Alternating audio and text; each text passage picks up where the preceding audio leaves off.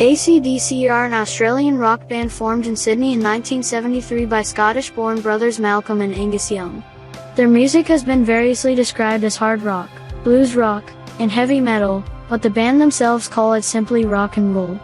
AC/DC underwent several lineup changes before releasing their first album, 1975's High Voltage. Membership subsequently stabilized around the Young brothers, singer Bon Scott, drummer Phil Rudd, and bassist Mark Evans. Evans was fired from the band in 1977 and replaced by Cliff Williams, who has appeared on every AC/DC album since 1978's Powerage. In February 1980, about 7 months after the release of their breakthrough album Highway to Hell, Scott died of acute alcohol poisoning after a night of heavy drinking.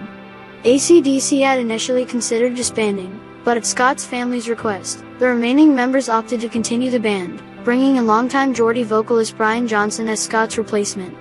Later that year, the band released their first album with Johnson, Back in Black, which was dedicated to Scott's memory. The album launched AC/DC to new heights of success and became one of the best-selling albums of all time. The band's 8th studio album, For Those About to Rock We Salute You, 1981, was their first album to reach number 1 in the United States.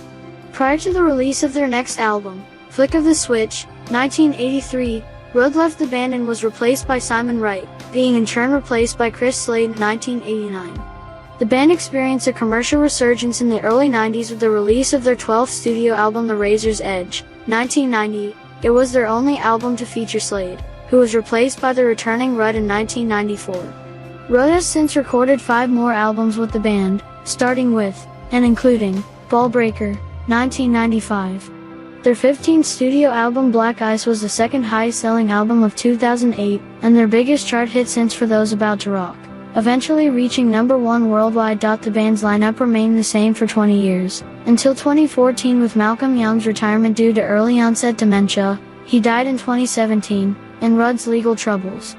Malcolm was replaced by his nephew Stevie Young, who debuted on AC/DC's 2014 album Rock or Bust, and on its accompanying tour.